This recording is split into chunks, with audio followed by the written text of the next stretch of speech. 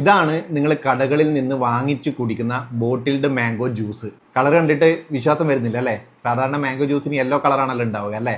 അപ്പൊ നമുക്കൊന്ന് ചെക്ക് ചെയ്ത് നോക്കിയാലോ? നയോമി, അത് മാംഗോ ജ്യൂസ് അല്ലടി. എന്നാൽ അച്ഛൻ നയോമിക്ക് കാണിച്ചു തരട്ടെ മാംഗോ ജ്യൂസ് ആണോ എന്നുള്ളത്. നമ്മളെല്ലാവരും മാംഗോ ജ്യൂസ് ആണെന്ന് കരുതി ഷോപ്പുകളിൽ നിന്ന് വാങ്ങിച്ചു കുടിക്കുന്ന 3 ഷുഗർ ഡ്രിങ്ക്സ് ആണ് ഞാനിവിടെ എടുത്തിരിക്കുന്നത്. കൂടെ വീട്ടിൽ തന്നെ ഉണ്ടാക്കിയ റിയൽ മാംഗോ ജ്യൂസും. മാംഗോ ജ്യൂസ് ആണെന്ന് കരുതി നമ്മൾ കുടിക്കുന്ന ഈ ബോട്ടിലുള്ള സാധനം എന്താണെന്ന് നമുക്കൊന്ന് നോക്കിയാലോ? 3 ജ്യൂസും ഞാൻ ഓരോ ഗ്ലാസ്സിലേക്ക് എടുക്കുന്നുണ്ട്.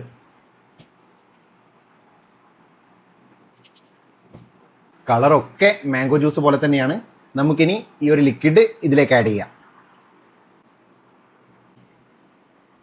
നമ്മുടെ റിയൽ മാംഗോ ജ്യൂസിലും നമുക്ക് ആഡ് ചെയ്യാം. ഇത് നമുക്ക് ഒന്ന് നന്നായിട്ട് മിക്സ് ചെയ്ത് നോക്കാം. കണ്ടില്ലേ എത്ര പെട്ടെന്നാണ് കളർ ചേഞ്ച് ആയത്. ഇനി രണ്ടാമത്തത് നമുക്ക് നോക്കാം. കണ്ടോ? ഇനി നമുക്ക് മൂന്നാമത്തത് നോക്കാം. കണ്ടില്ലേ? ഇനി നമുക്ക് നമ്മുടെ റിയൽ മാംഗോ ജ്യൂസും കൂടെ ഒന്ന് മിക്സ് ചെയ്ത് നോക്കാം. കണ്ടില്ലേ? റിയൽ മാംഗോ ജ്യൂസ് എത്ര മിക്സ് ചെയ്തിട്ടുണ്ടെങ്കിലും ആ ഒരു കളർ തന്നെയായിരിക്കും അതിലുണ്ടാവുക.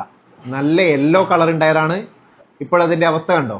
നമ്മൾ മാംഗോ ജ്യൂസ് ആണെന്ന് കരുതി വാങ്ങിച്ചു കുടിക്കുന്ന ഈ ഒരു ഡ്രിങ്ക്സിലൊക്കെ ഉള്ളത് ഷുഗറും കളറും കെമിക്കലും മാത്രമാണ്. നമ്മൾ മാത്രമല്ല, നമ്മുടെ കുട്ടികൾക്കും നമ്മൾ ഇത് തന്നെയാണ് വാങ്ങിച്ചു കൊടുക്കുന്നത്.